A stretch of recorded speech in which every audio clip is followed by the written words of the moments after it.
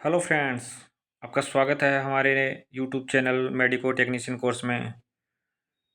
आज फिर से हम एक नई क्लास के साथ, एक नए चैप्टर के साथ, ये हमारी सेकंड क्लास रहेगी। आज के टॉपिक का नाम है हाइपोटेंशन। आप सभी का हमारे स्टूडियो में स्वागत है। आप सभी हमारे चैनल को लाइक शेयर सब्सक्राइब करें और सभी लोगों तक इस क्लास को शेयर करें। यदि हमारी क्लास आपको पसंद आती है तो क्लास को लाइक ज़रूर करें। इसी के साथ हम क्लास स्टार्ट करते हैं। आज की क्लास का टॉपिक रहेगा हमारा हाइपोटेंशन। क्लास स्टार्ट होने से पहले हमारे जो सामने एक स्क्रीन दी हुई है, इसमें एक इंस्ट्रूमेंट का नाम लिखा है। इंस्ट्रूमेंट दिख रहा होगा आपको। आपको इस इंस्ट्रूमेंट का नाम और इसका यूजेज हमारे कमेंट बॉक्स में लिखना है कि नेम ऑफ द इक्विपमेंट, इस इक्विपमेंट का क्या नाम है और इसका क्या यूज है। ये हमारे कमेंट सेशन में आपको इसका आंसर देना है। सभी लोग जो भी हमारी वीडियो देख रहे हैं, सभी लोग इसका आंसर देंगे। अब स्टार्ट करते हैं हमारी आज की क्लास हाइपोटेंशन। हाइपोटेंशन डेफिनेशन की बात करें तो it is a condition in which the force of blood against the wall of arteries is lower than normal.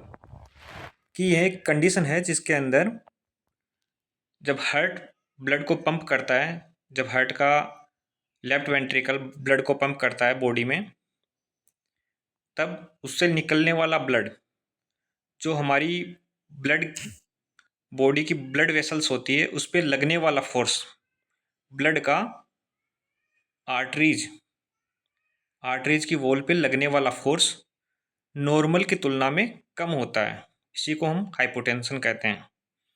ठीक है, एक बार फिर से रिपीट कर रहे हैं कि एक ऐसी कंडीशन है जिसमें हार्ट के लेफ्ट वेंट्रिकल से ब्लड का लगाया गया फोर्स किसके अगेंस्ट, हमारी आर्टरीज की वॉल के अगेंस्ट, वह फोर्स नॉर्मल की तुलना में थोड़ा कम होता है, लोअर साइड होता है।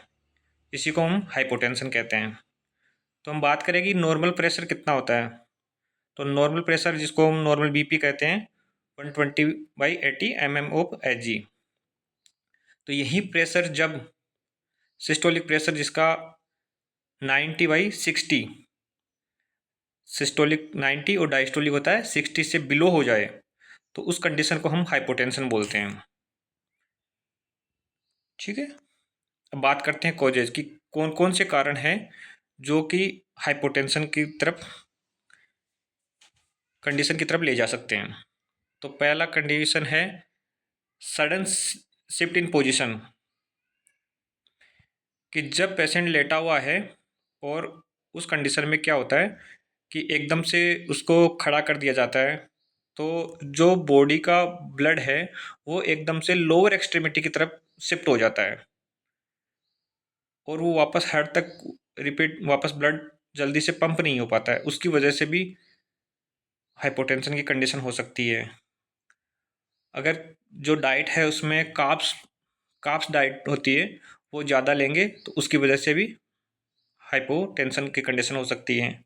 Standing for a long time, लंबे समय तक अगर कोई पर्सन है वो कंटिन्यूस खड़ा रहेगा, तो उस कंडीशन में भी हाइपोटेंशन हो सकता है। अगर किसी का सडन ब्लड लॉस हो गया, कोई ट्रॉमा हो गया, कोई इंजरी हो गई, कोई एक्सीडेंट हो गया और उसके ब्लड इंजर्ड हो गया, जिसकी वजह से कोई पार्ट कट के हट गया, या कोई ब्लड वेसल्स डैमेज हो गई, कोई आर्टरी डैमेज हो गई और बहुत ज़्यादा ब्लड लॉस हो गया, उस कंडीशन में भी कोई इन्फेक्शन हो जाता है, सेप्टिसीमिया है, सब कंडीशंस में भी बहुत सारे शोक हैं, शोक की कंडीशन में भी हाइपोटेंशन हो जाता है।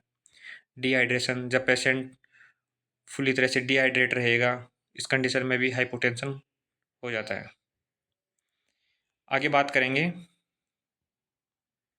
कि लोअर सोडियम इंटेक डाइट, अगर जो पेशेंट है उसकी डाइट अगर कम रहेगी, उसकी डाइट में सोडियम का लेवल, सोडियम जो नमक है वो कम रहेगा, तो उसकी वजह से भी पेशेंट को का बीपी कम रह होने के चांसेस रहते हैं।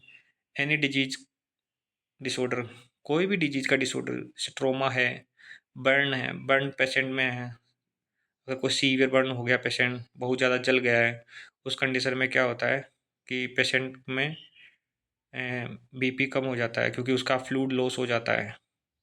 ठीक है, कोई भी एनाफाइलेटिक रिएक्शंस हो जाती है। ठीक, हेमरेज हो गया, कोई भी ब्लड वेसल से रप्चर हो गई जिसकी वजह से हेमरेज हो गया, उसकी उस कंडीशन में भी हाइपोटेंशन हो जाता है।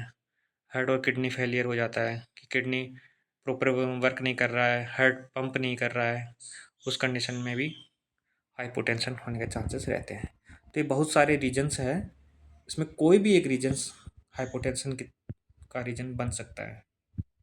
ठीक है, अब हम बात करते हैं हाइपोटेंशन की पैथोफिजियोलॉजी की, कि किस तरह से हाइपोटेंशन होता है।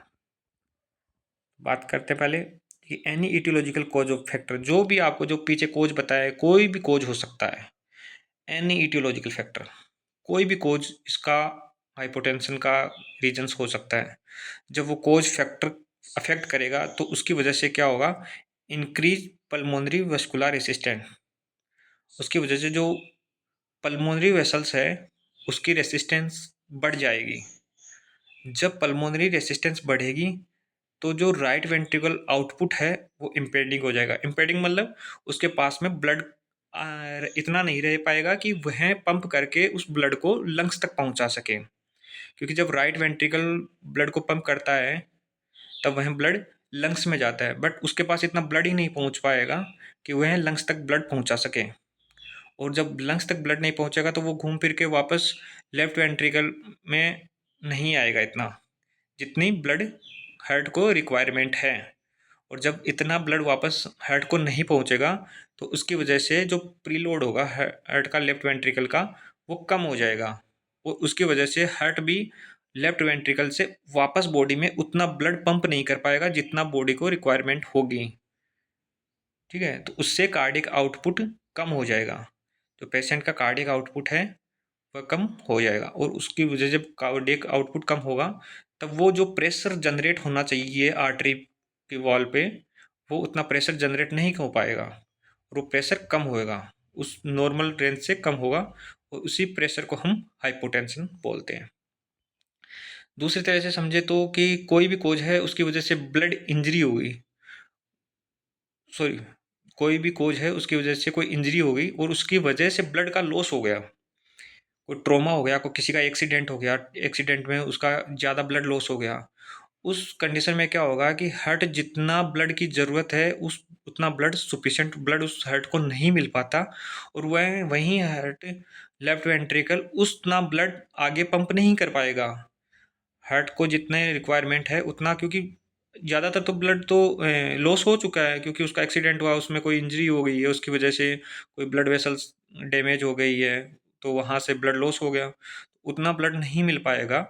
तो जब लेफ्ट वेंट्रिकल है अपना फोर्स लगाएगा तो बाहर की तरफ इतना ब्लड नहीं फेंकता जितना उसको रिक्वायरमेंट है, उस कंडीशन में ऑर्गन तक उतना ब्लड नहीं पहुंच पाता, सुफिशिएंट ब्लड की सप्लाई नहीं हो पाती है, और विनस रिटर्न डिक्रीज हो जाता है। उसकी वजह से विनस रिटर्न डिक्रीज होगा, क्योंकि वापस घूम फिर के इतना ब्लड नहीं आ रहा है, और उसकी वजह से कार्डियक आउटपुट है वो नॉर्मल कार्डियक आउटपुट नहीं रहेगा, उतना प्रेशर वो कार्डियक आउटपुट कम हो जाएगा, और उसकी वजह से जो बीपी है हमारा ब्लड प्रेशर है वो कम हो जाएगा। ये उसकी पैथोफिजियोलॉजी है। नेक्स्ट इसमें एक बात करते हैं, एक वर्ड आता है ऑर्थोस्टैटिक हाइपोटेंशन। ऑर्थोस्टैटिक हाइपोटेंशन बहुत बार आप नाम भी सुने होंगे कि ऑर्थोस्टैटिक हाइपोटेंशन। एक्चुअली में ऑर्थोस्टैटिक हाइपोटेंशन होता क्या है? ऑर्थोस्टैटिक हाइपोटेंशन होता है कि जब एक पेशेंट है वो बेड पे अपने लेटा हुआ है, और उस कंडीशन में क्या होता है कि जब वह लेटा रहता है और हम उसको, वो पेशेंट यदि कॉन्शियस है, अगर वह पेशेंट कॉन्शियस है और वो उसको लेटा है और वो एकदम से खड़ा हो जाता है, बेड से एकदम से खड़ा हो जाता है। तो विदिन 3 मिनट के अंदर क्या होता है कि उस पेशेंट का जो सिस्टोलिक प्रेशर और जो डायस्टोलिक प्रेशर है, वो कम हो जाता है, क्योंकि उसका टोटली ब्लड है वो लोअर एक्सट्रीमिटीज है, वहाँ की तरफ शिफ्ट हो जाता है। तो उसका जो सिस्टोलिक ब्लड प्रेशर है वो minimum two minimum 20 mm of H G, और जो डायस्टोलिक है वो 10 mm ऑफ एच जी तक लोअर की तरफ साइड शिफ्ट हो जाता है। इसी कंडीशन को हम ऑर्थोस्टैटिक हाइपोटेंशन बोलते हैं, कि किसी पेशेंट को एकदम से हमने खड़ा कर दिया किसी बेड से, या वो एकदम से अपनी पोजीशन चेंज कर ली, तो इसकी वजह से उसका बीपी लोअर साइड चला जाता है। उसी कंडीशन को हम ऑर्थोस्टैटिक हाइपोटेंशन बोलते हैं, जिसकी नॉर्मल जो नॉर्मल उसका बीपी होता है उससे 20 mm of H g 20 mm of H g systolic, और 10 mm of H g diastolic level कम हो जाता है। इसी के साथ बात करते हैं इसी के क्लिनिकल मैनिफेस्टेशन की, साइन सिम्टम की। तो साइन सिम्टम में पहला है डिजीनेस, कि भाई सीधी सी बात है, जब किसी पेशेंट का एकदम से बीपी है वो कम हो जाएगा, जब ब्लड है वो लोअर एक्सट्रीमिटीज की तरफ शिफ्ट हो जाएगा, तो पेशेंट की जो जितना ब्लड उसको रिक्वायरमेंट है अपर एक्सट्रीमिटीज में, ब्रेन में, उतना उसको सप्लाई नहीं हो पाएगा, तो पेशेंट को चक्कर आने लगेंगे, ब्लर विजन होगा, उसको धुंधला दिखाई देने लग जाएगा, कोल्ड क्लेमी स्किन होगी। इसकी आप हाथ पैरों की एक्सट्रीमिटीज की फिंगर्स वगैरह टिप्स हैं वो उनको आप टच करोगे तो आपको हाथ उसकी एक्सट्रीमिटीज हैं वो ठंडे दिखाई देंगे।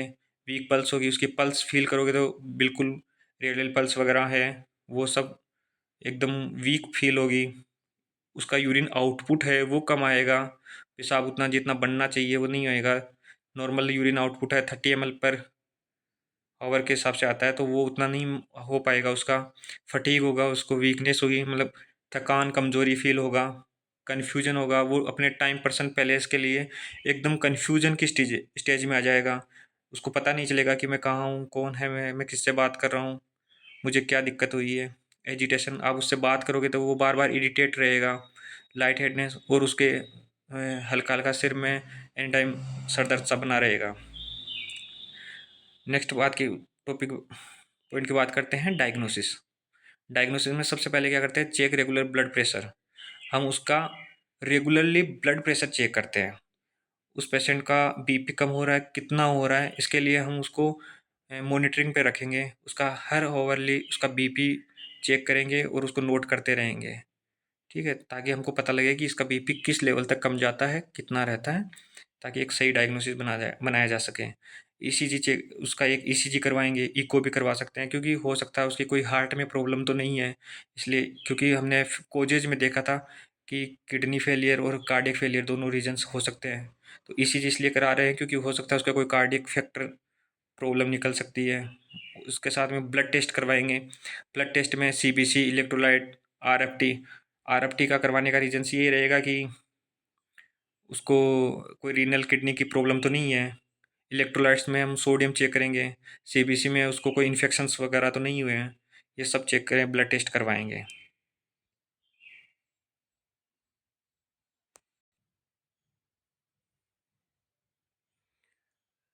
जी हाँ, बात करते हैं मैनेजमेंट की। तो मैनेजमेंट में सबसे पहले क्या करेंगे, give IV fluid to treat for dehydration.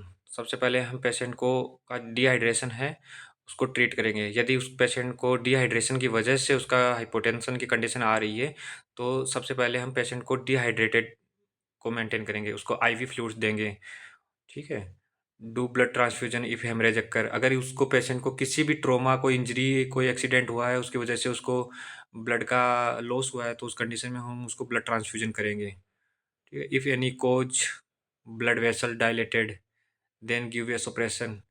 हाँ, यदि किसी भी ऐसी कोई कंडीशन है जिसकी वजह से उसकी ब्लड की वेसल्स है वो डायलेट हो गई है, ठीक है, तो उस कंडीशन में हम उसको वेसोप्रेसर देंगे, ताकि उसकी जो है वेसल्स है उसको वापस कॉन्स्ट्रिक्ट की जा सके, वापस उसको वेसल्स को प्रेस किया जा सके।